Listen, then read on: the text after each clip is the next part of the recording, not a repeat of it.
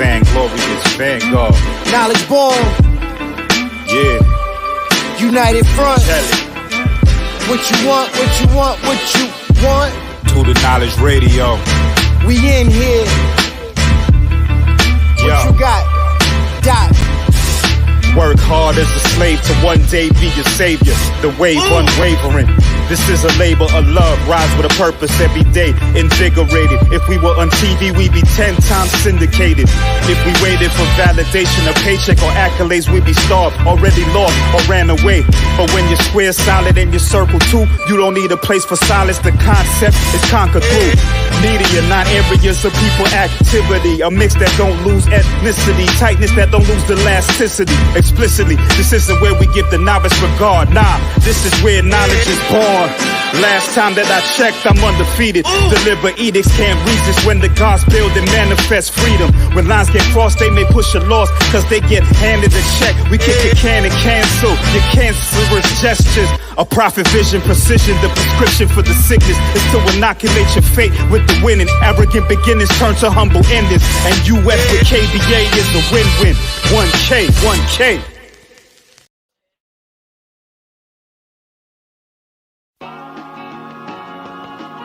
Yeah, Philly stand up. Welcome to the kingdom of the grinders and hustlers, where the pastor preach and the Muslims be covered up. The Chinos and the Poppies whip it up for a bunch of us using bulletproof glass while serving their customers. City floors abundant with Dutches and rubbish. Dirt bikes popping wheelies while their engines erupting.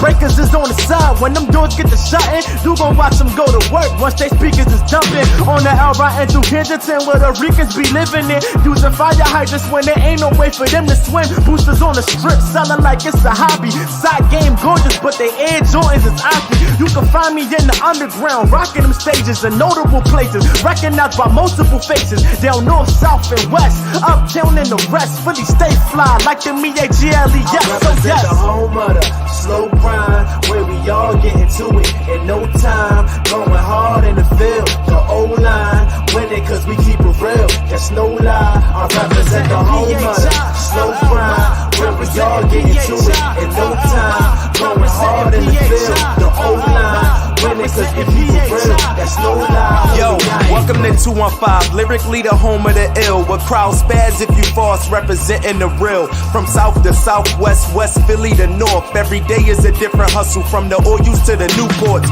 Early morning run-ins, OGs stacking cans again. Offer the homeless food, they turn it down to take your stash again. So much going on in our city, the tourists passing in. Flash mobs died, so schools never had to clash again. Rocky Step statues, landmarks, the best zoos. The Eagles beat the Patriots in Super Bowl 52. Sean Smith got the Roots co-sign, he winning too. All of the above, shutting down every interview. I'm telling you, it's in our physique, simply unique. Who got the whole world yelling out free meat? We never weak, through the pain we still rise up above. I'm happy to be from the city they call brotherly love. What's up? The home of the slow grind, where we all get into it in no time. Going hard in the field, the O-line winning cause we keep it real. That's no lie. I represent the home of the slow grind, where we all get into it in no time. Going hard in the field, the O-line winning cause we keep it real. That's no lie, homie. My city always getting televised, yeah, get real. Young and steady, whipping white, staying strapped with the steel. Squad cars should be y'all told guys, y'all couldn't bear the minutes. Killers ready with them hammers, yeah, we got them real mechanics. Yeah, real good with machinery, but it's a different scenery. Besides the violence, Philly be the place that people dream to be. And you can easily become in love with the culture. Just keep it authentic, see we could do without all the vultures cause they be drawn. Like these other cities who be singing John. Acting like they made the slang after hearing me perform. We the winning team every time we go against the norm. In the field heavy, haters find it hard to keep the score. Focus never slacking, we just stacking to build a rapport. City full of legends that's cemented on floors. From the roots to state property, Will to Jill, Scott and Eve, top commodities. Homie, this is where you gotta be. P-H-I-L-L-Y, representing P-H-I-L-L-Y, representing P-H-I-L-L-Y, representing P-H-I-L-L-Y, P-H-I-L-L-Y, representing P-H-I-L-L-Y, representing P-H-I-L-L-Y, representing P-H-I-L-L-Y.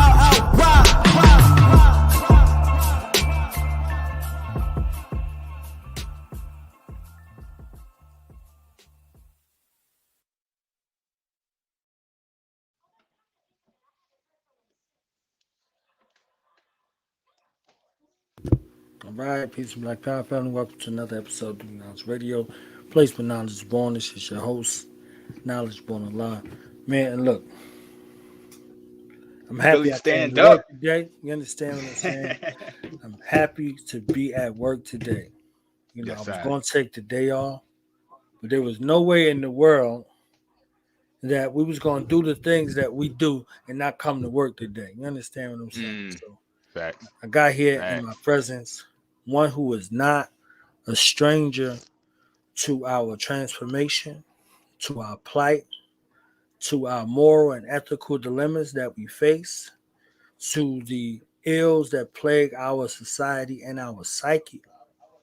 One who is a restorer of our spirit, who operates from a space of truth, a true master of all trades and the jack of none. You understand what I'm saying to you?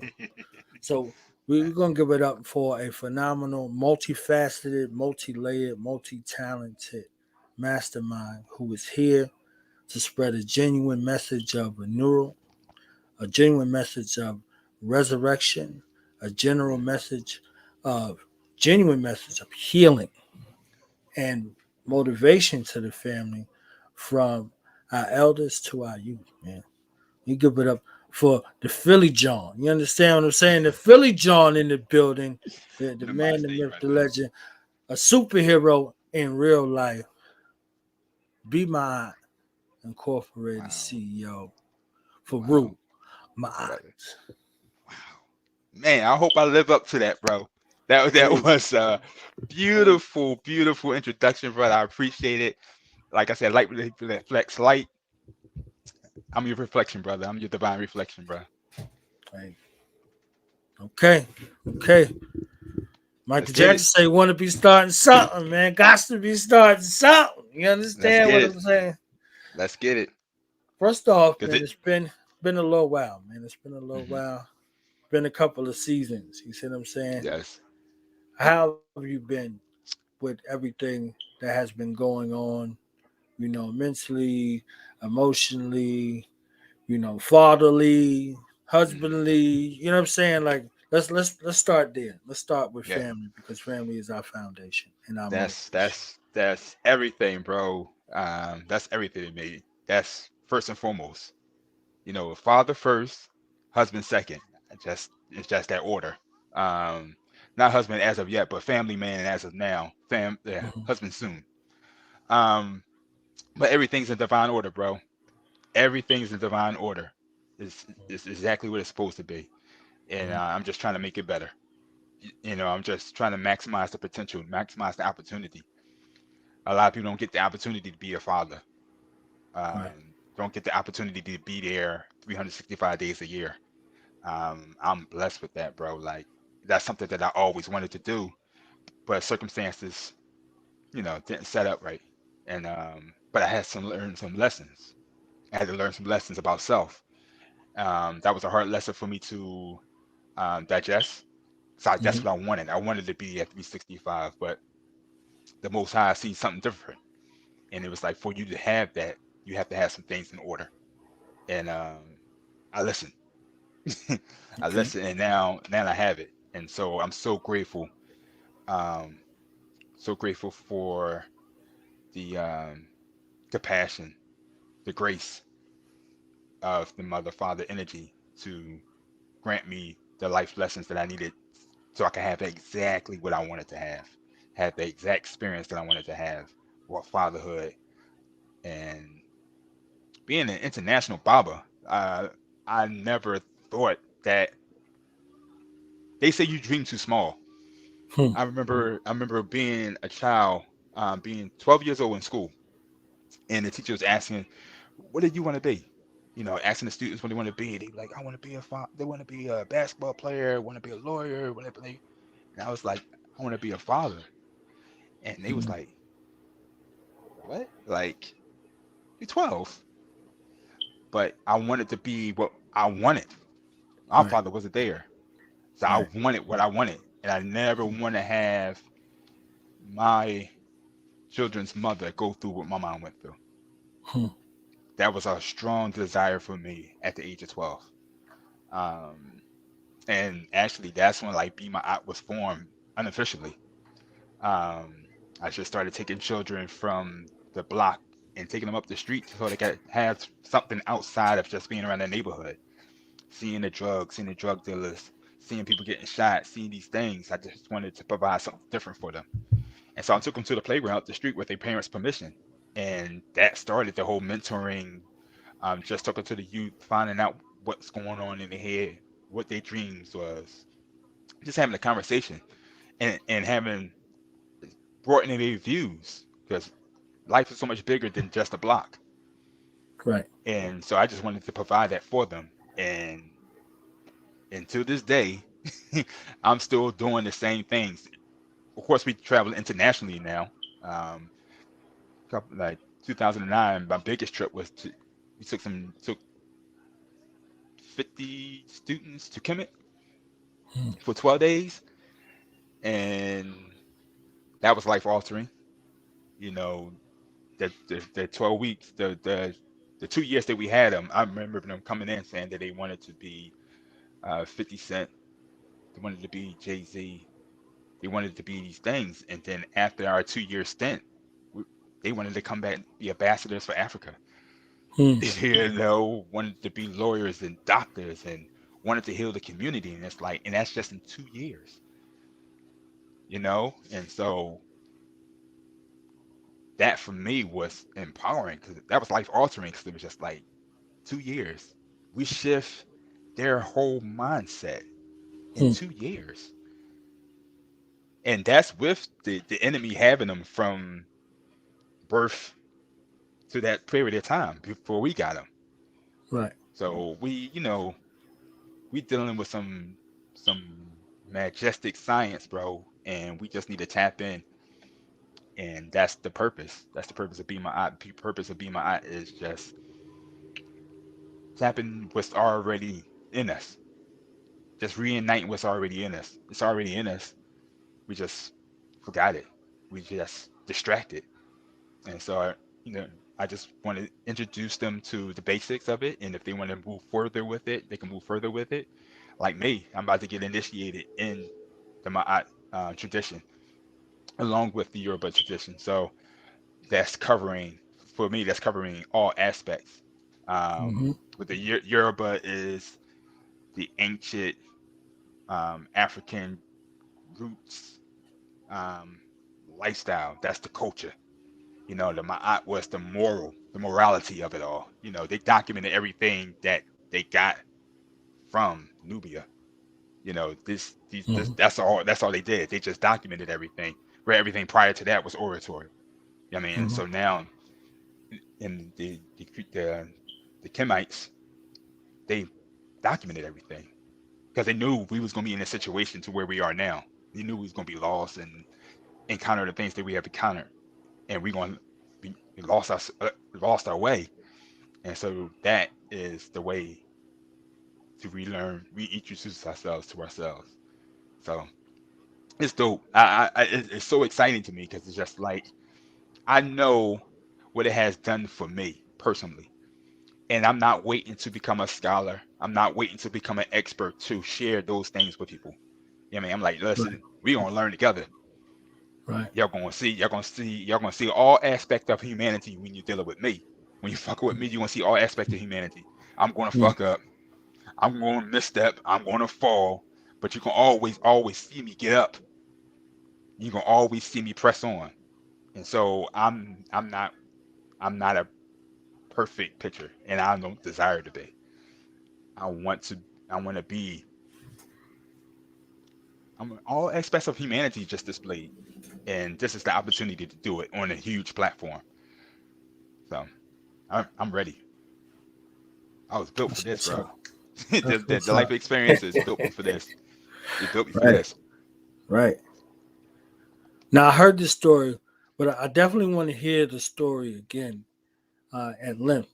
I'm gonna show you this picture that I started with, and I did Uh-oh. it on purpose. You understand? So, how did this superhero come Oh to be. man. You see what I'm saying? We'll start with the superheroes first. You Right, see what I'm saying? right, Before we right. get into these other aspects right here, we're gonna get into these other aspects. But I want to see, you know, what's the superhero backstory, and how does it feel? Yeah.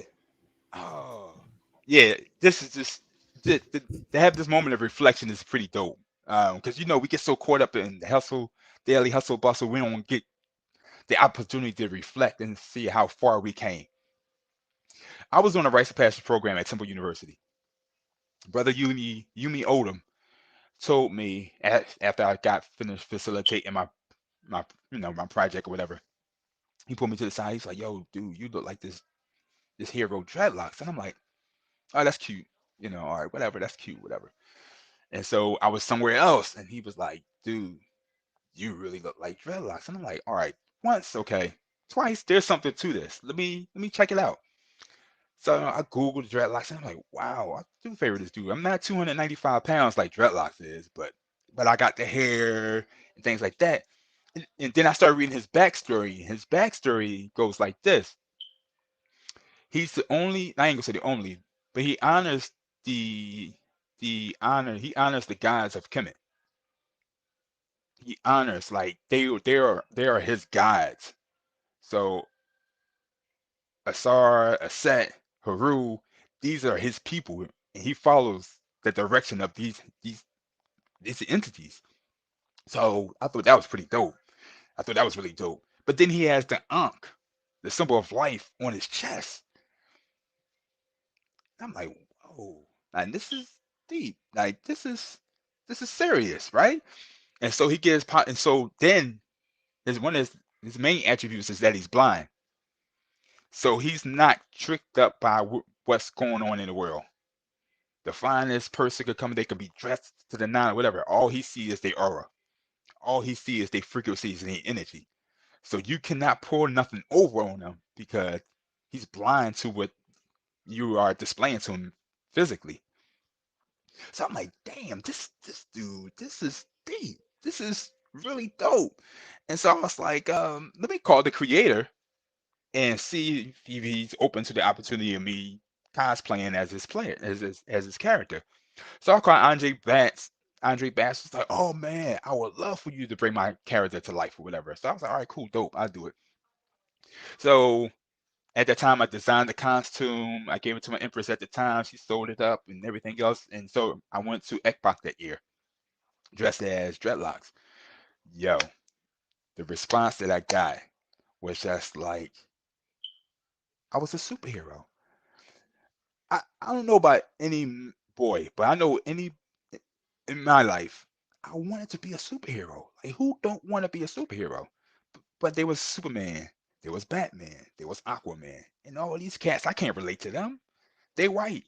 I'm black. Yeah, I mean, so it's like I can't relate to them. So here's an opportunity to where I can actually relate to a character, but also had the moral and integrity of our people. Only people you had back then was like Luke Cage. He was like a hero for hire. I mean, it was like, but he wasn't repping the culture. I mean, like you had Black Panther, but I didn't even know Black Panther at the time. Um, So then I'm like, wow, this is dope. So I got the stand ovation. I got all about, oh man, you dreadlock. First it was Green Lightning.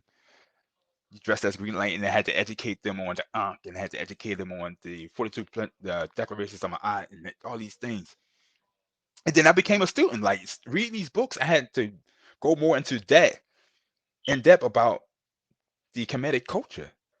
Like I knew about the Ankh stuff like that, but I didn't know it was the symbol of life and that this was the womb and this was the penis and this was the children and how it also goes into the rotation on the planet, like how it's so vast. It's so vast. It's not just um the Trinity. Like this is the true Trinity. This is the first Trinity, and it's like I'm representing this in a cart in a cartoon fashion. So now I got children 2, 3, 4 asking me questions about this. I didn't get this stuff until I was 15. And look where I'm at now. Imagine if I would have got it at 4. Imagine if I would have got it at 5. Imagine if I would have got it from birth like my son, like he getting that joint from the root. And I'm like, wow, this is pretty dope, right? And so the creator loved it so much. He was like, look, you got to come out to Detroit. And I'm like, all right. So now I'm traveling the country playing a character and educating people on commit and the principles and the values of commit. And it's like so it's just so dope that it took my activism to another level. Before it was just all about the adults, talking to the adults, protesting, things of that nature. Now I'm dealing with the youth. I'm catching them at a very early age to where they don't have to unlearn. Like me, I had to unlearn. Like I hated myself as a child. I didn't like my skin tone. I didn't like my nose. I didn't like my hair. I didn't like no aspect of myself because I was always taught that it was bad. I always thought that Tarzan really ran Africa and that we were just African booty scratching um, people. I mean, I'm just being real about it. And that was my concept of Africa. I didn't want no part of Africa. Who want to be associated with people with bones in their noses? Who want to be associated with savagery? Who want to be associated with that?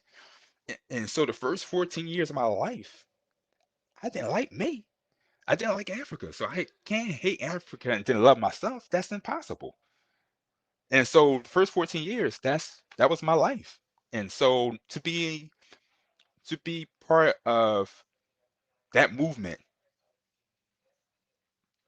of developing African pride in our children in their early stage, bro, where they don't have to deprogram, they don't have to go through that process of like hating themselves um, and sexualizing their hair or consider bleaching themselves or whatever the case may be, wanting to be somebody else, not themselves.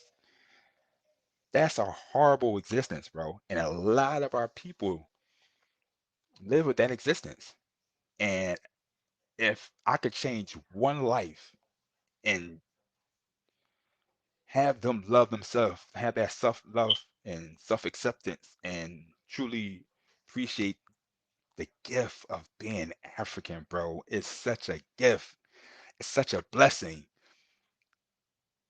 If I can participate in that movement, bro, I'm all for that. Because that nobody can really fuck with you when you have that.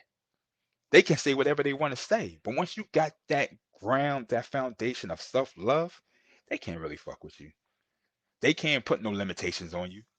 Yeah, I mean, like, and so I'm part of that movement with being a superhero. I didn't start doing this until I was 40 something.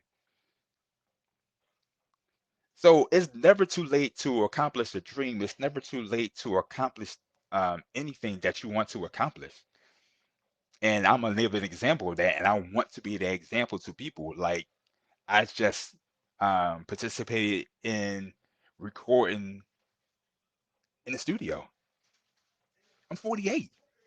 Yeah, I mean, so these things in the list, I'm just like, this is something I always wanted to do. I never had the courage to pursue these things because I didn't think I was good enough to pursue them.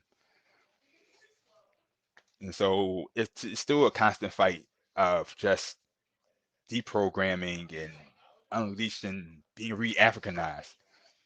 It's a process. It's a lifelong process, bro. Because being in a society that rewards you for being a less African, and so that makes it challenging. I mean, for others, it makes it challenging to a lot of people because if you want to be successful in a society, the less African you are, the better. I mean, you can, yeah. And so with that, I was so I did that like maybe I think 9 years ago. So now I'm in the process of creating a curriculum um, based off being a superhero, tapping into your own inner superhero. And these are the characteristics of being a superhero. You have to be fit. So you got to eat right. You got to eat better. You got to exercise. You got to study.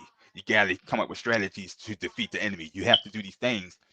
And so now I'm working with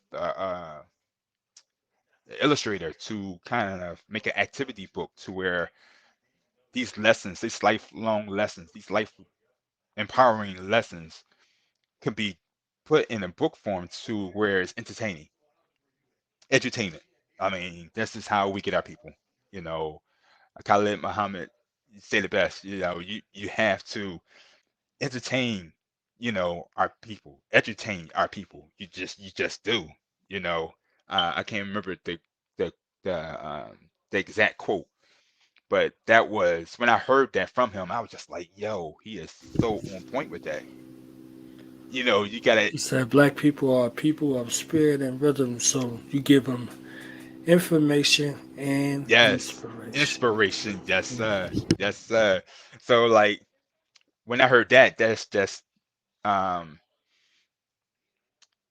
it was a confirmation of what I'm doing, and it was the right thing. And so like it went from just I was just going to show up one day in this costume and live out my fantasy, but I did not know it was become a movement, and it's actually a movement now.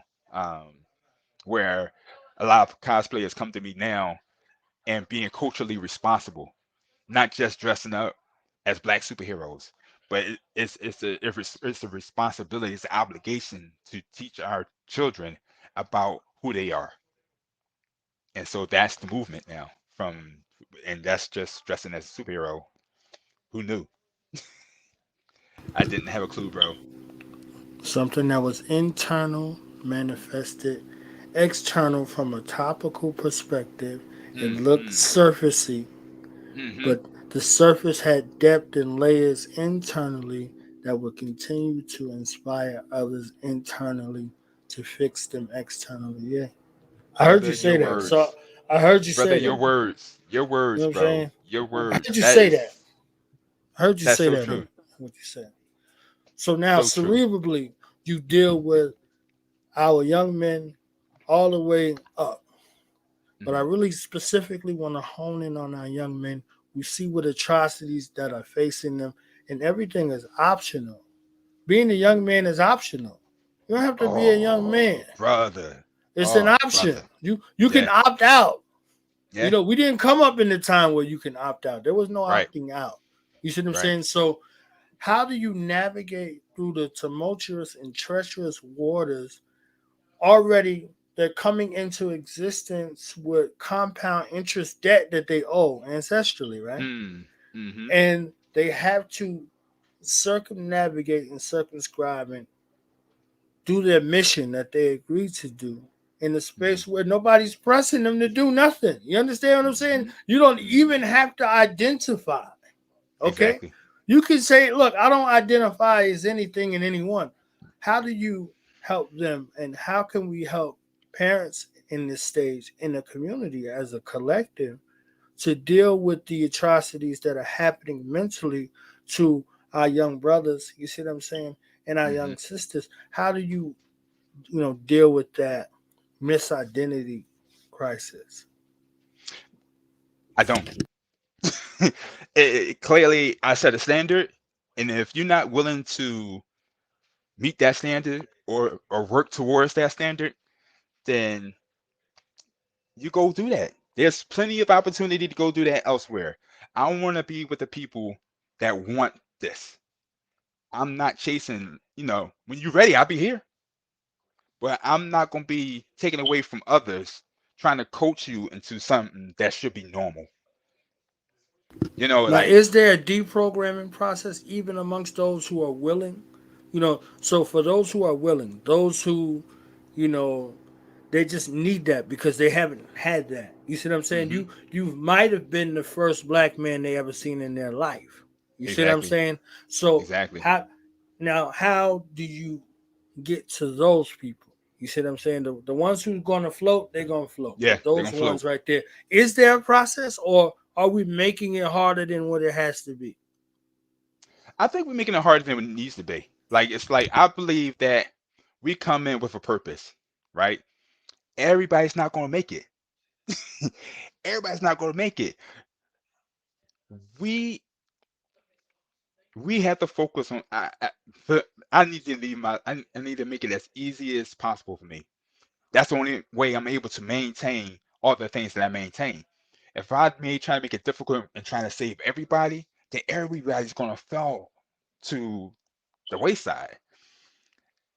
I'm not about that. Like if that's your case, that's your thing. So but we have our rites of passage, right? So they have the opportunity to step up to the highest ranks, but they have to read these certain books. They have to read these certain they have to watch these certain documentaries. They have to watch these certain movies, and they have to be able to debate, critically think, critically articulate their ideas, and their passions, and things like that. So it's a process. It's the same process that we endured um, in the uprooting and upcoming, because it's a responsibility. Parenthood is a responsibility. It's it's that's why a lot of people don't step up to it. You know what I mean? It's not an option. Manhood is not easy. Adulthood is not easy, but especially a black man in an anti-African society, it's tough. And you have to build you have a special kind of resilience to survive that. It's not for the meek. It's not for the meek. And a lot of cats that come with us, they desire that, bro. Even if they don't even realize it, but once they start to come in and you give them that structure and you give them the mandates and you get say, listen, you could come as you are, but you can't stay as you are. That's the whole motto. You could come in as you are, but you can't stay there and still be here. There's levels to this shit. So it's like we have to set the standard. And a lot of times for the sake of getting the grants, for the sake of being friendly and kissing with the politicians and all that shit, we have to bend and break and dance. And this is why I want this to be a self-funded entity, because the grants are nice, but if it comes with handcuffs, if it comes with these, no, we can't do that. You can't teach them that. You gotta allow these folks in. You gotta allow these folks in. This is for us. And if you can't understand that, then we don't need your funds. We don't need your participation, because this is for us. This is about us, and we have to do it this way.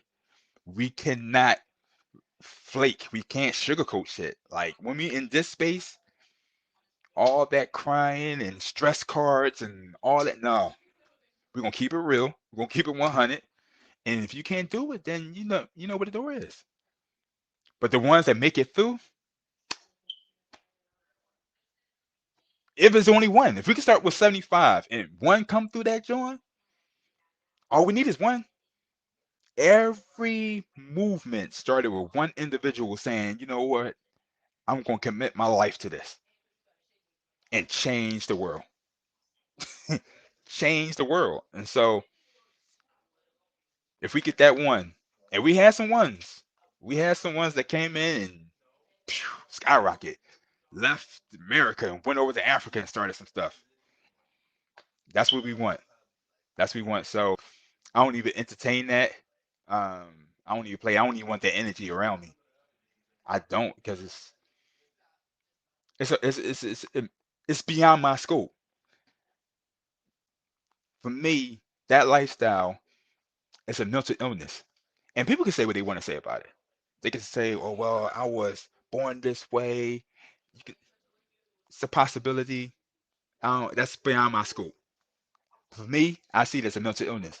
There's no way in the world, as a man, am I going to look at another man and find that man attractive. I that that don't make sense to me. It doesn't make sense to me. And if we all about procreation, you cannot procreate with another man. You can't procreate with another woman. You can't. So that's defying the laws of nature. If it's against nature, I'm definitely against that. It took me too long to get to the point to where I'm back with nature.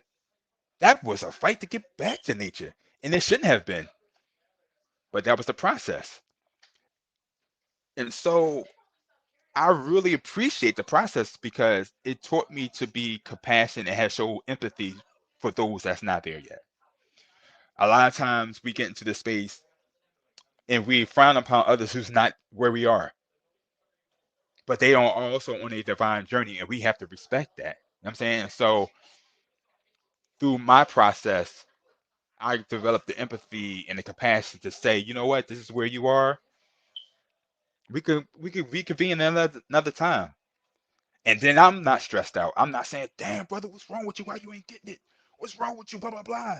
And then I'm not working myself into isolation. A lot of times, a lot of our leaders work themselves into isolation and missed out on the daily um, magical moments of life because they were so committed.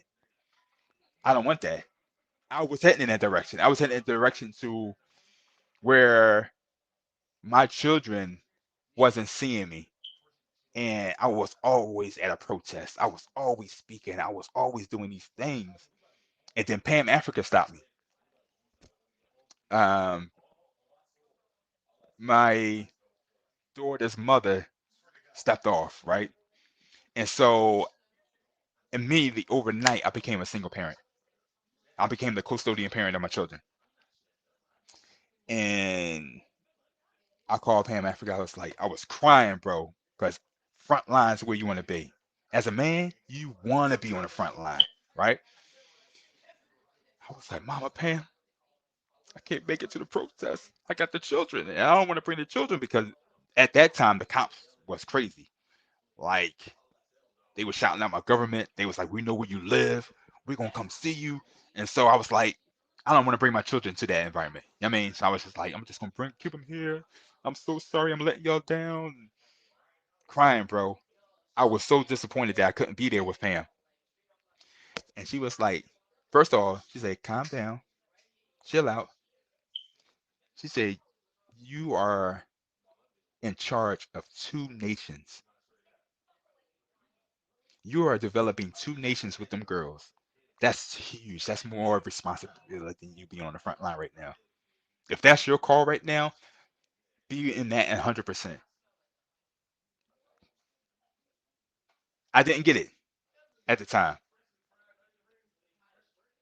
but the more as the days go by, and I was taking them to the hospital, I was taking them to the clinic, I was taking them to school, I was doing these things, and I was like, wow, I get it. I get it. And that's what my level of fatherhood just went to another level. My commitment to fatherhood went to another level. And you hear and I heard the stories. One of my teachers was the Shakamusa Shango, who got me into this way of life. And it's not wrong. It's just not my path. But I remember talking to his son, and I was just shouting. I'm like, "Yo, your dad was this, and your dad was that, and he made such an impact on my life." And he had this real nonchalant look, like real like, and I was puzzled by that because in my eyes, the Shaka he was a bad boy. He was committed to the movement. He was these things. He's like he barely knew his dad because his dad was always gone. And he said, I can't celebrate that with you because I didn't know him. That was another confirmation to put things in perspective for me. It was like I don't want my children. I don't. That's not the legacy I want to leave with my children. The world is celebrating you, but your children are not. So with those two examples, there was just like I need to give fatherhood a little bit more. I need to give them what I didn't have. That was what I desired at 12. But I was so caught up in the movement. I found myself. I found all these things, and I was just like, I need to be part of all that. I need to be on the front line. So now I'm balancing it. My aunt again comes up again. You got to balance it, you know. And so And that was that time with them girls, bro. Them time that they made me who I am today. And I'm so grateful that they chose me to be their father, bro. Like the compassion, the love, the acceptance, the tolerance, those things I learned from them. I learned that from them, man. They are to this day my greatest teachers, and I'm so grateful to they chose me to be their Baba. Like seriously, I would not be able to do the things that I'm doing today if it wasn't for them.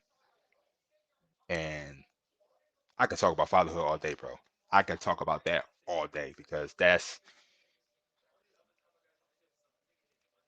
for me. That's what life is about.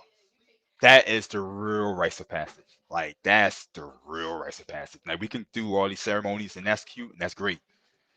But until you raise children and discipline children and feel their pain and not know what to do, but still be present. And until you experience that, bro, you really don't know who you are. Like they show you who you are, and it builds you to the point to where whatever your life purpose is, they're gonna build you up to the point to where you can be you're gonna excel whatever that life purpose is. With that, I can't. Yeah, I can talk about them all day, bro. Like that's me.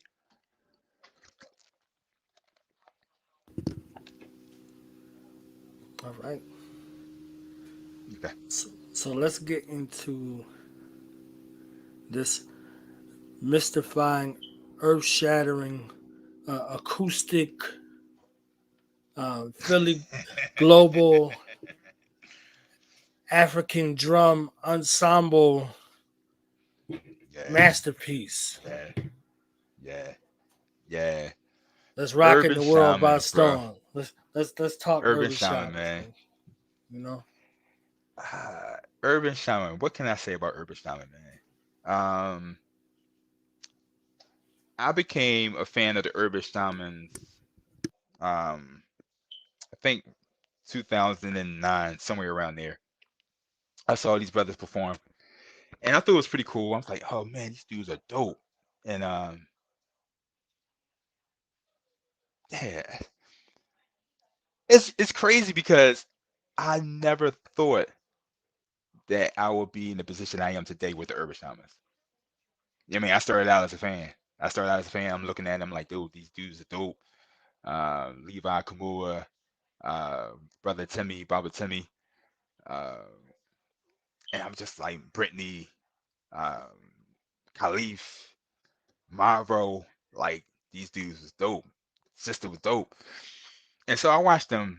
I watched them for maybe a year, and then I started following them.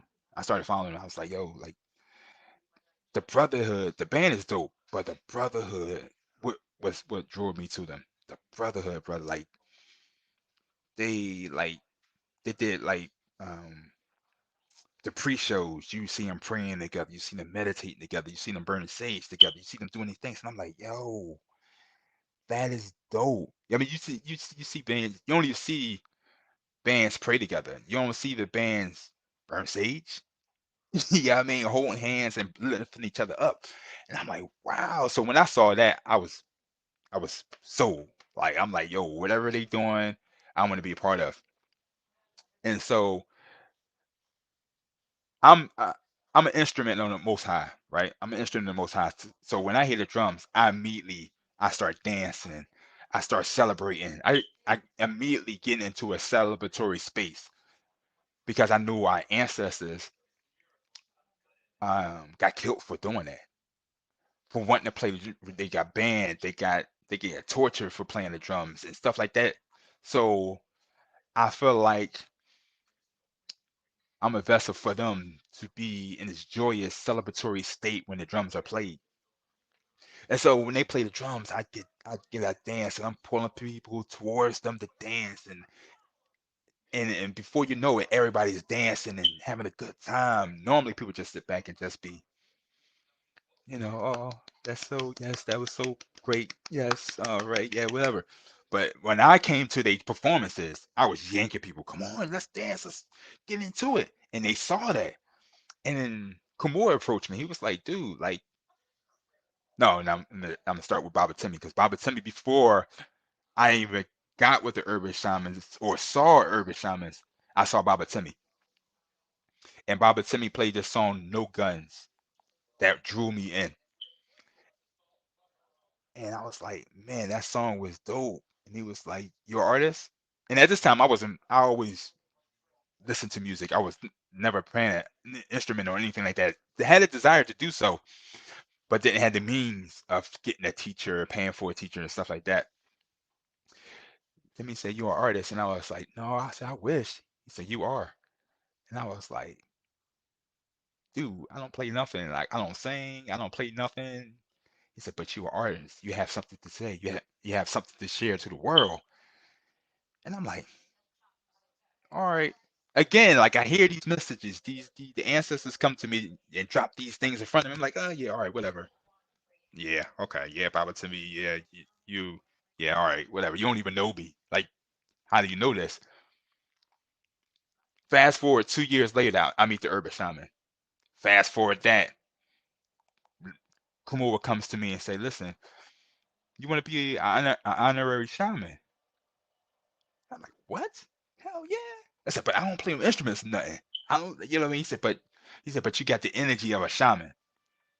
He said, you have the energy of a shaman. Like you have the celebratory, you have people, you bring people joy, and we need that. I was like, all right, I could do that now. I could get people up to dance and get them loose or something. I can do that. And so I booked them one day at a Juneteenth event, paid out my own pocket. I mean, I want the shamans there. I'm gonna pay them whatever. Y'all gonna come perform for us. That was my first opportunity to play with them. I only had a Shaker Ray, right? I had a Shaker Ray, and I didn't know what I was doing, but I was with the rhythm. I was like keeping up the rhythm. I did well to a point they was like, why don't you just join the band? And I'm like, dude, I don't know how to play anything. Like, all right, I could do the tambourine. So I did the tambourine. I did the little Shaker Ray. I did the Moroccans for like a year, and then I started playing the drums. And then I started studying, and I started playing with Kamua, and then we started playing in the streets. And next thing I know, I'm performing at World Cafe Live with them. I'm performing at Johnny Brenda's with them. I'm performing at the Lots Conference with them.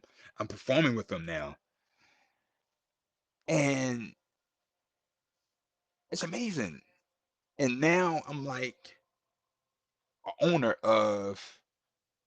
part owner of the entity. I went from being a fan in the 10-year period. I went from being a fan to being part owner of the Urban Shamans Collective. So it's just, and the stuff that we do, because we don't just play music. We play at weddings. Since I've been involved, we are now DJing. We're doing production now. We did the African Independence Day. Um, we started African Independence Day Organizing Committee. We rebooted that. Um, we came up with Black Love events, Akoma Day events. We do our own Juneteenth events. We do our own Kwanzaa events. We do our own. We do all these events now under Urban Shaman. We do the rites of passage, of course, under Urban Shaman. We teach music and video editing under Urban Shaman's production. So to go from being just a band and evolving into a production entity, again, it all stems from culture. Everything is rooted in the positive aspirations of our people. We just wanted to be an alternative. We see what they put out there for our people to consume about Africa. We just wanted to present it the alternative. We wanted to present our alternative. People could choose whatever they choose to be true. Truth is based on people's perceptions. So I can't say I'm not going to say that this is the truth and that's false. We're just gonna present you with an alternative. You got this and you got this. Whatever you choose to believe, you choose to believe. And that concept came from me being a Muslim for 2 years. When I first got into um, Islam, um, I was learning things that I was learning, and I wanted everybody to be Muslim. I wanted everybody to be Muslim. I was stressing myself out because people wasn't learning the truth. They wasn't coming to the light. Like, what is wrong with y'all? What is wrong with y'all? Like, what's going on? And the elder pulled me to the side. He was like, brother, he said, Allah makes Muslims. You don't make Muslims. He said, Allah make Muslims. Your responsibility is to drop that seed and keep it pushing. And ever since he said that, he told me that my life became blissful, bro. I don't try to force anything on anybody anymore. You know what I mean? I present my piece and I keep it pushing. I'm no longer stressing about what people are doing. And that's based off the email. I never forget. I was like, I was stressing. What's wrong with these people? They going to hell. Oh man, I was condemning them to hell, to the hellfire. I was condemning everybody who wasn't coming aboard. But I was cursing myself in the same talk. Yes, it was just like these people wouldn't even worry about it. You stressing, you going to bed, you can't sleep at night because you ain't convert nobody today. Dude was like, dude, you killing yourself, bro. He said that's not your obligation. Your obligation is just to drop the seed and keep pushing. And so in every aspect of my life, that's what I do now. I'm now no longer practicing Islam, but it was just like all that, those schools of thoughts, man. I'm grateful because that's who made me what I am today. And yeah, the urban shamans, man. Again, that's another place where I'm just really grateful. Um, another entity to express another aspect of myself. You know what I mean? It's like I always had a love for music, but I didn't have an outlet. And then then I'm performing songs, bro. Stuff that Timmy told me years ago. And I ain't tell him that he was crazy. I didn't tell him to his face. But in my head, I told him the story since then. But I was like, I thought you was crazy. I didn't believe myself. You seen something in me and you spoke to that. And here it is manifesting today. So I'm forever indebted to Timmy for sparking that in me. Like he Isn't that saw what it. you do with the youth? Yep. Yep. Yep. Full circle, right? Full That's circle, it. bro. That's Full it. circle. Full circle, man. So I Yep. So saved that's the how I best became for a shaman. last. Saved the best for last. Yes, sir. I wanted to talk about while we here. We had to go through the annals. We had to get our Sankofa on. Hmm. We had to look back to look forward. Yes, So sir. now, Yes, looking sir. forward, we had the Pierre Resistance. Okay, so Yes, sir. let's talk about this idea. Where did this brainchild for this idea come from? And, what was it about this particular platform that you chose it here? And, let's get into some details that you can share with the people about what they can expect about this unveiling we're about to unveil right now. Be my eye. Well, this is the perfect platform for that. Do the Knowledge Radio. My introduction to Do the Knowledge Radio was from Oba, and we did the Silence of Goma for a period of time. And I love the way you do things, bro. Um, I learned a lot of things from you. And so when I was thinking about doing Be My Art and launching it on an international platform, what other platform would I do it on? You know, I'm not technically savvy at all. Brother, you're a beast. You're a beast in that. So for me, this is a marriage made in heaven because it's just like my things is I love empowering people. I love encouraging people. That's my gift to the world. Your gift is to magnify everybody else's gift. Your gift is this platform, and you do the damn thing on this platform. So all I gotta do is just show up and be me. You got everything else? Yeah. And it's coming from our perspective. And I had opportunities. I have opportunities to do it on WRD. Um, and I love URD. But there's certain things you can say on URD. There's certain things you can't do on WRD. It's a perfect entity for um, people that's cool with reform. Um, if you are a Mau Mau, if you are a Maroon, if you represent that energy, that's not the space to do that. And so in this space here, if I want to bring on a Mau Mau energy, I can do that. If I could call on Goon, I can do that. If I want to call on the Maroons, I can do that. You know what I mean? If I want to call on Vudam, I could do that. So this is the perfect space to where I can express all aspects of myself without no apology, without no limitations. It's a safe space. For me, it was a no-brainer. Um, and like I said, the work that we have done together up to this time is a no-brainer. I mean, you're a perfect complement to what it is that I want to accomplish. And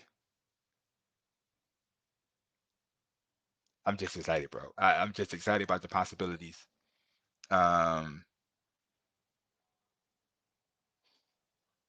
yeah, I'm just excited about the possibilities, man. So be my like I said, be my app was forming before I knew it was going to be my app.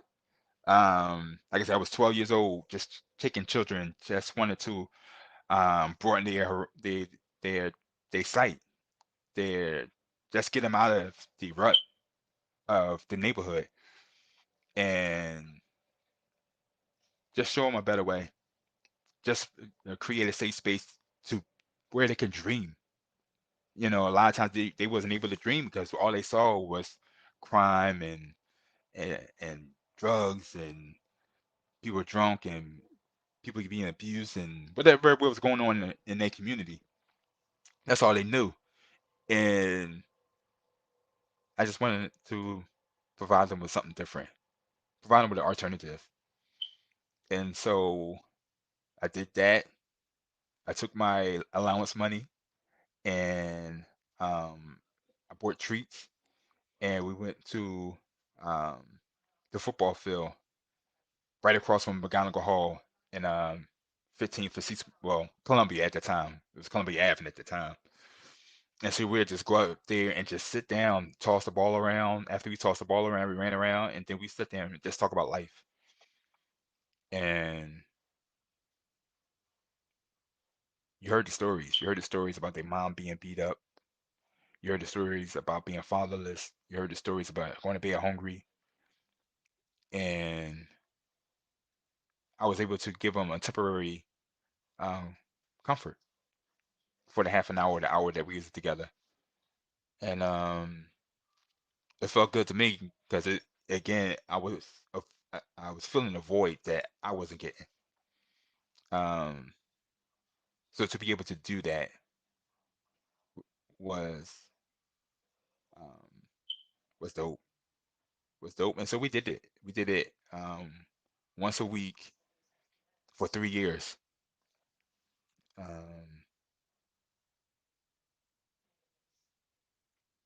that's when I started. That's when I felt. That's when I read. Damn, I'm getting because that was just to be able to provide that at that age was just everything. So I was going to school in my sophomore year in high school. No, my junior year in high school, and I went to school, and Mr. Bradford played Malcolm X Black Nationalist album, Black Nationalism album. I never heard no shit like that in my life, bro. Anything we heard about Black history was Martin Luther King and slaves, and that was about it. That was the extent of like my Black history. But this brother played Malcolm X Black Nationalism, and I was like, who is this dude? Who is this dude? Like, who is this dude? So Malcolm X, I went to the library. I never went to the library. I was an average student, bro, in school.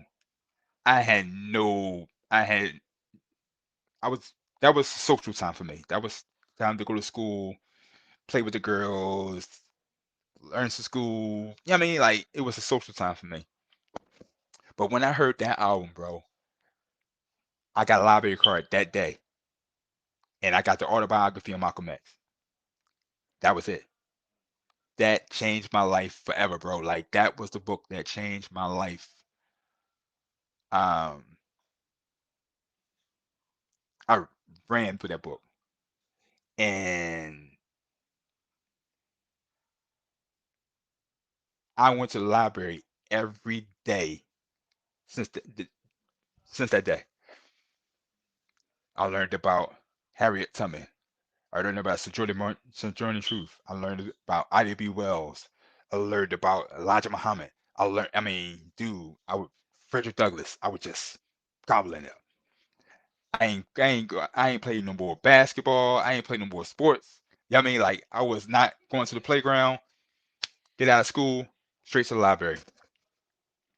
You know, that year I was a scholar. I went from being an average student, CDs. When I listened to that album, I became an honor roll student. My junior year, my senior year, I was a scholar athlete, to where I was getting like it was junior colleges, but I was getting scholarships to colleges. But from that point, from grade school on up to 10th grade, ninth, 10th grade, D's, C's, I was happy. But when I learned about self-education, how that brother went from Detroit Red to Malcolm X, when I seen that transformation happen, there was no it was no limit. That's the I can't even say the sky was the limit. It was beyond that, bro. Pluto was the limit.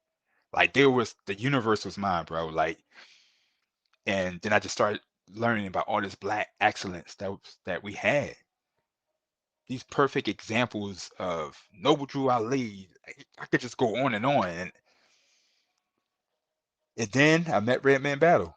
I met Redman Battle at Temple University at the UNIA, and then he invited me to the UNIA, and I became a UNIA member at like I was like 16, 17, somewhere around there.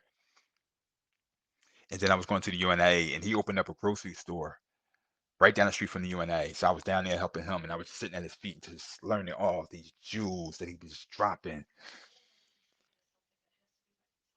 And then I learned the journey. Then I read the Journey in the Shanghai People. That made me appreciate my majestic features. So I still was battling about being black and proud.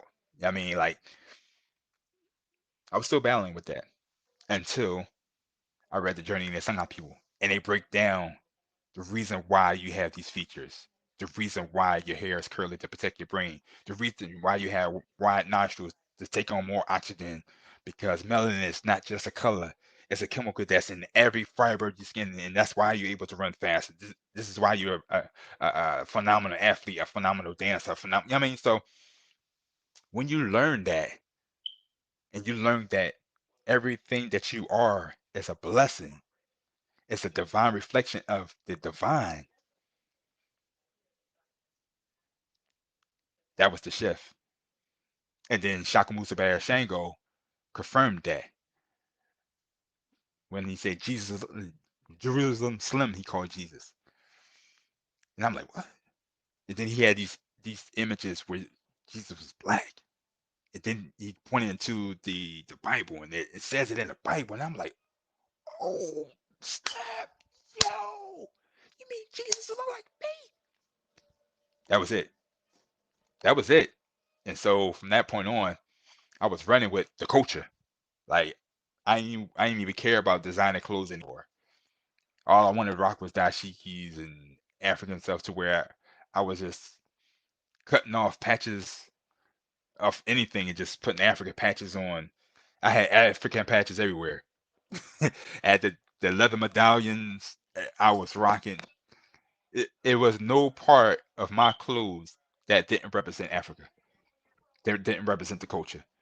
Red, black, and green shoestrings, red, gold, and green shoestrings. Like everything, dude. I had everything was culture. Everything was culture. My book bags, I had a Marley stickers on the book bag. My books was covered with Peter Tosh, and I, I was in it. I was in it, and it really stems to this day. To this day, it's still everything that I do has to have culture in it.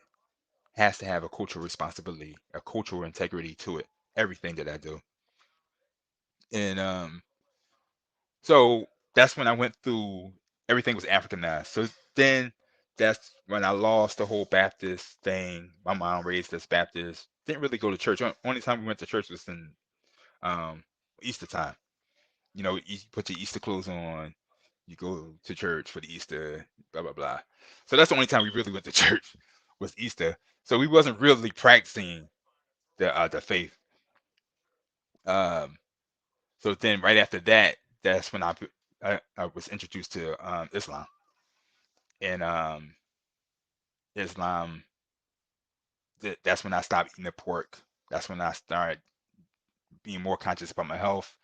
That's when I started reading all the holy books, the the Torah, the Bible, Injil. Like, you learn to read because you're a student.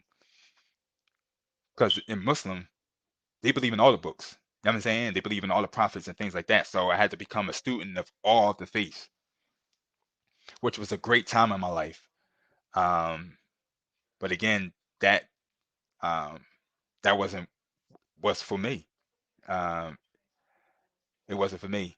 And so then I learned about Rasta, and then I did that Rasta thing for a couple years, um, which was a beautiful thing. That got me like, to eating more better, eating more fruits and fresh vegetables, believing in the oneness of our people, learning about Peter Tosh, learning about Bob Marley, learning about the Irie living. Um, but then that wasn't enough for me. That wasn't enough for me. And then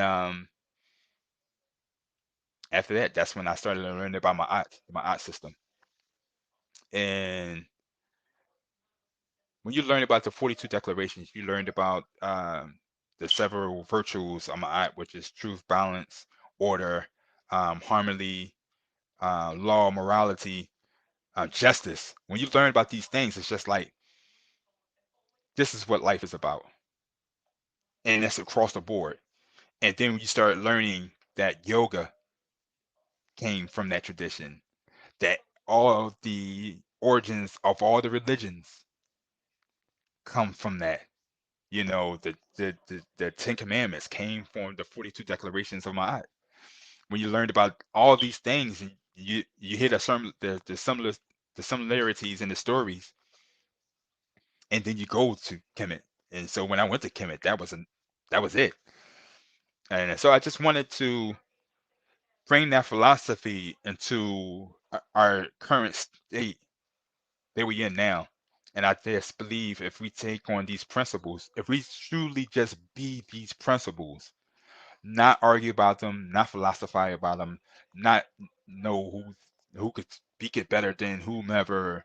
If we just simply get off all that and get into the practice of these principles, that we just be a better people, and we treat each other better, and we have respect for life. And so that's when the Be My Eye came into play, because it was just like if we just simply be these things, not be in a competition, just be these principles, be these 42, these seven principles, keep these 42 ideals in mind in every interaction that we have with anybody and everybody, and be that example of my art. And people will see, because you can talk about it all you want. We can sit there and we can philosophize, we can battle, something like that, but people do what you do, they don't do what you say. And so I charge myself with that responsibility of being my art. And so to affirm that and to be made sure that I'm held accountable to that, I name my company that.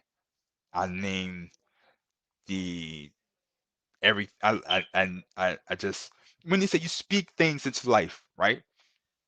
So to me, that's part of my positive self-talk. If you talk bad about yourself, bad shit is gonna happen to you. It just is. It's the law of attraction. Whether we want to believe it or not, law of attraction is really real. And so if I speak loving things to myself, if I say I am great, I am a genius, I am disciplined, I am these things, I will become those things.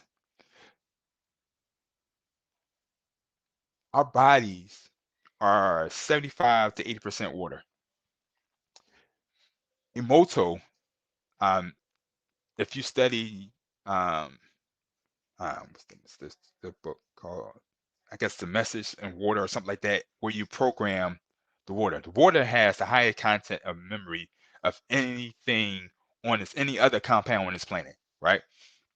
So if we could program water, and our bodies is 75% to 80% water, then we are programming our bodies through our speech. When we talk, when we don't speak life into people, people reflect that. When we speak life into people, people reflect that. So I want to be the person that speak life to me, especially my people. Our people need that more than anybody else. I'm going to speak life. I'm going to speak life to people regardless. But I have an obligation to speak life to my people. I don't give a fuck what state they are in, what state of being they are in. I want to be. You don't want to be the person to push them over the edge. I was just talking to a brother about that. You know, he's quick to call people stupid for not doing the things that he think they should be doing, or handling things the way he think they should be handling. He's quick to call people stupid, and normally I let it slide. Um, but yesterday I had it up to here with just speaking ill about people and just tearing our people down. And I was like, brother, you talking out both sides of your face. I said, you can't sit here and say that you want to our people to heal and you want our people to build a bridge of understanding when you talk down to them.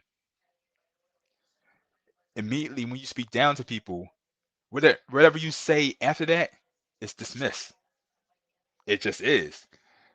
Because their defenses are up. You know what I'm saying? Like, so if you call somebody stupid, they don't want to hear what the hell you got to say after that.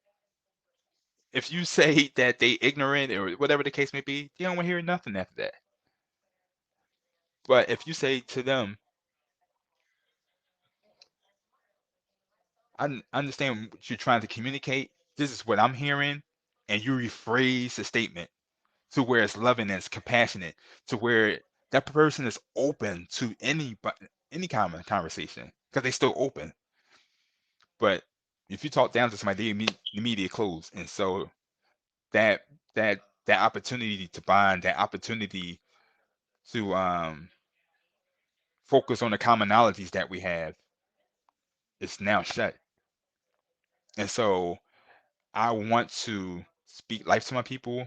I want to be open to their potential. You was here, you was put in here for a reason. You came here for a reason. I want to help you do that. And me speaking ill of you is not gonna help you do that. I mean, and so that's where I'm at.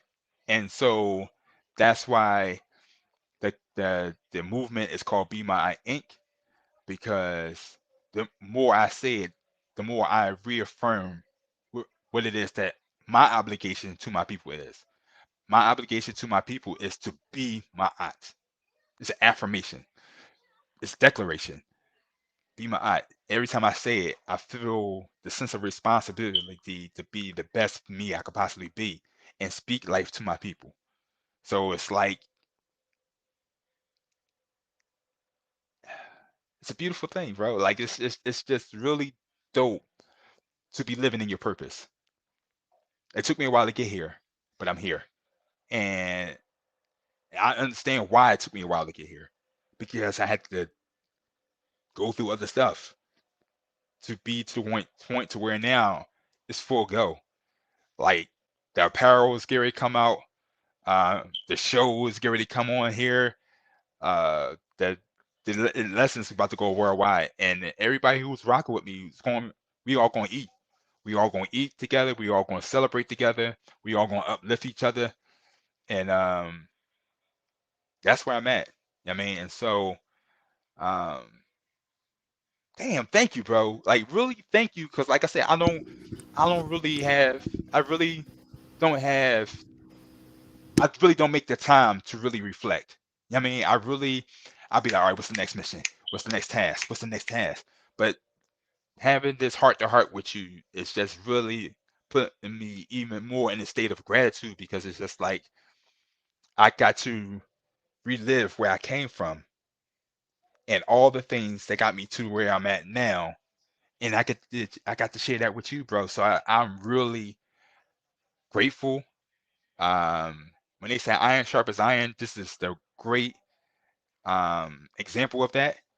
And yo, what you about to do, bro? What you about to do is is is we're gonna change the world. Everything that we want to see our people to be and to put themselves in position to become, we want to play a huge part in that. And so let's get to work. Let's get it. And let's talk about some of the show dynamic. When is the show coming on? With time? And what are some of the things you're going to be dealing with, you know, on the show that you can share? I know you can't share everything, but just give them a little taste of what's going on. So what we're gonna be covering is everything. Uh, it's gonna be coming from a Pan African perspective. First of all, everything's coming from a Pan African perspective, and so we're gonna touch on everything that's trending. And we're gonna touch on politics, education, economics, communication, because a lot of times we focus on um, the huge things. We focus on the politics, we focus on the education, we focus on culture, and we focus on economics, but we don't focus on communication. The communication is the huge part of everything else. If we're not communicating effectively, if we're not communicating um, uh, our passions, articulating our ideas, then it's going to be a lot more challenging to be politically astute. It's going to be a lot challenging to put an educational program together. It's going to be hard to practice our culture. If we hate on one another, we can't be the force that we need to be to change the outset of our children. Our children are they're gonna be our Sankofa. I mean, and so what we put into play now, they're gonna take it 10 times forward. But we have to present them with something. We have to leave them with something that's practical to where they can take it where we needed them to take it to. And so we're gonna be covering a lot of things, but everything's gonna be paying that figure, and it's gonna come from a healing perspective. It starts with us. It starts with us realizing how powerful we are. It starts with us um, bringing that power about. It starts with us loving each other. It starts with us respecting one another, and we're going to share life lessons. We're going to implement strategies from experts and scholars in these fields. And the first show is on the 7th at 7 p.m. I'm so psyched. Mancho, it's going to be with us. Um, and we're going to be talking about one of the events that we partner with. Because that's what we do with Be Mind. We even um, start or create events that's educating us from a cultural perspective, or we support other entities that's already doing it and respond to them. And so, Brother Macho and Nawasha has the Coma House initiative that they do, where they teaching us different strategies on how to love one another holistically, to get out of the whole fantasies of the romantic love that we see on TV and the bullshit Valentine thing that we fall trapped into. That shit is foul. That it's not for us, to risk your future to show somebody that you love them one day out of the year don't make sense. To go into debt for the rest of the year to show somebody love don't make sense. Um, so we be presenting strategies to where we can show love every day, all day, and that is reciprocal, and that is building our nation up. It's it's confirming our culture. It's confirming who we are. It's expressing who we are. And that's what this whole movement is about. This whole movement is about us reestablishing our majestic standards when the world was right. You know what I mean? Like, the world ain't right today, bro. And it's because we're not stepping up and doing what we're supposed to do. If we just simply step up and do what we're supposed to be doing, everything else would just go where do what they're supposed to be doing. And it's just that simple. We make it a lot more difficult than it is. But us as men, we gotta step up. We really have to step up. So I can't even get into it, bro. Like Black Guns Matter is gonna be coming on. Monster Ray is gonna be coming on. So we're gonna be talking about gun safety, every aspect of manhood that's gonna be covered. And we we are trying to build a strong nucleus of family because it's all based on family. We just come from a from a perspective of developing and socializing our children and creating um, male solution engagement programs for men. That's the two entities that we're strengthening. And if we believe we strengthen our children and we strengthen our men, everything else will fall into place. The family structure will become strong again. So it all boils down to the family. Everything that we do is about family. And what we need to do as men to strengthen our families and protect our families. And that's how we started the conversation. I'm telling you, you're a genius, man. I'm telling you. Right Yes, back to it again. yes, you are. Telling how people Full circle, bro. look. Hey, Full circle, bro. So, final thoughts This is for why the family. this is why we rocking. That's Right. why we rocking with you, bro. That's why we Final rocking. thoughts for the family. Shout outs. How people can support you. How people can leverage your services. You know. And one more time, whatever you have for the people, the floor is yours. Create a call to action. Thank you, brother. Call to action. The call to action for me will be just go on my Facebook because everything else is under construction. Website is under construction. Yeah, so go to Farugh Maat on Facebook. All the details will be there. If you have any questions, you can call me 215-459-5262. Again, 215-459-5262. The Facebook, it's his name that's under the ticker, Farugh Maat. You go there, all the things that we're doing is on there. And yeah, final words, man. Love yourself. Honor your ancestors. Honor the mother father energy that nourishes you. And Hotep, you know, that's it. Signing off.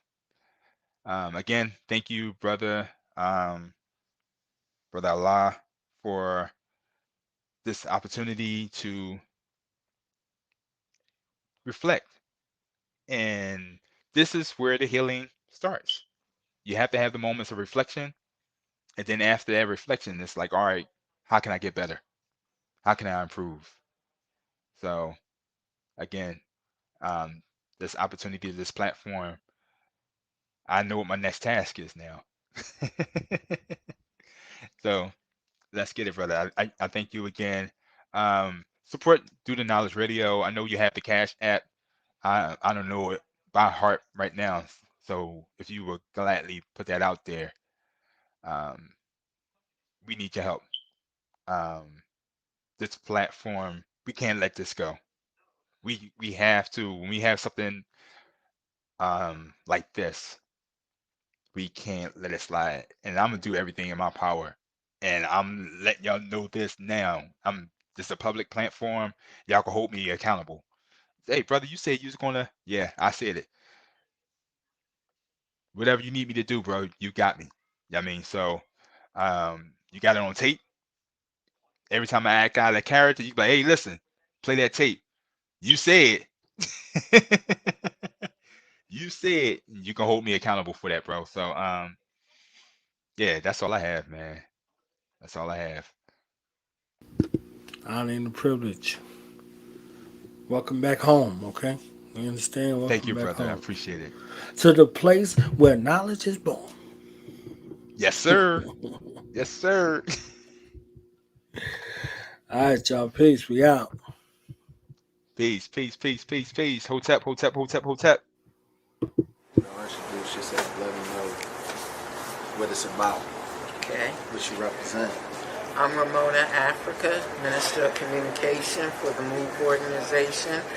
I am the sole adult survivor of the May 13th, 1985 government bombing and murder of my family. I am a representative of the International Concerned Family Friends of Mumia. I'm a former political prisoner. I did 7 years in prison for surviving that massacre. But most importantly, I am a revolutionary disciple of John African, MOVE's founder. And I don't hesitate or back up or apologize for saying I am a revolutionary.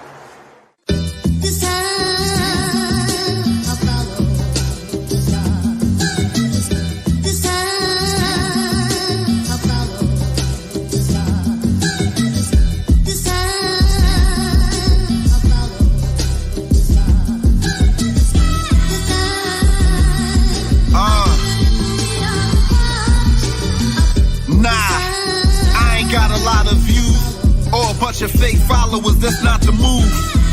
But from the solid type, I'm approved. That's for who I'm comfortable. What I got to prove. Zach tried to warn me. Most were not before me. Won't like it or post a comment, but they watch your story. Might be yanking sleep, but they eyes beyond me. Won't believe till I'm on that podcast with Nori. Or Flat TV, next to Lazada BP. Envy around me like See the God and Angela Yee. And got a nerve to tell me keep working. Like I don't know, they hope I fool, keep lurking. Creating my own ways, keep surfing. Spitting pain is a layup like G. Gervin. Big play for lyricism returning. So many accolades, P earned them. I came to set it, tell them lay embedded. Just have my money straight, I ain't taking debit. They ain't gotta like me long as they respect it. And the ones that fronted on me know that they regret it. I'm making way more noise than they expected. Control the game while they the contestants. Legendary King P's, and I'm here to make it great for MCs. Again, I chose to make a lane before I played the game. So never in jeopardy to gain a name. I knew the sun would shine for all the days of rain. I wish everybody would. Can y'all say the same? Unify, die, unify, die. Let's build each other up instead of crucify.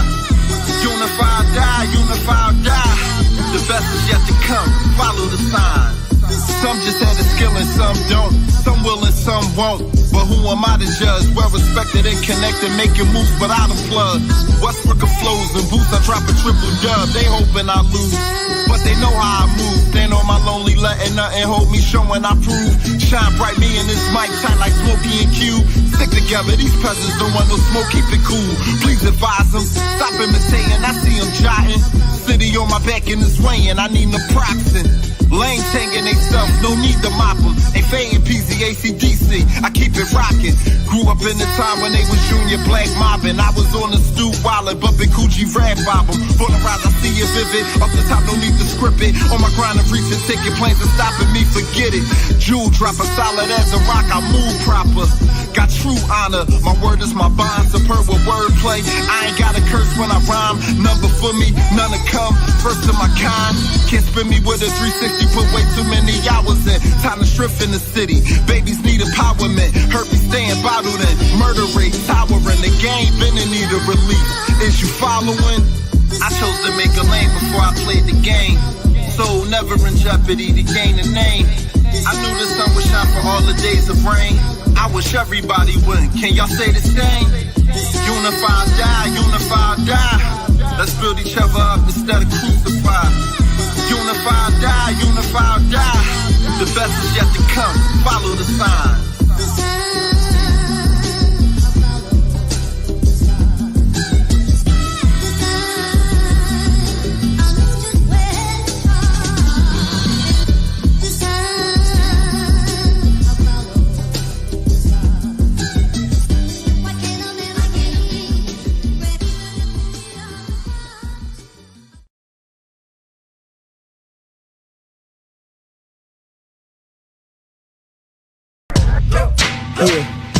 Yeah. Now we gonna tell them. Night in front. We tell them like this, yo. I'm an African. I'm a African. I'm an African. I'm a African. Yeah, y'all like that? No more. This man's mind is open. I'm an African. I'm a African. I'm an African. I'm a. Let's get back to the motive is best developed by recognizing the common enemy.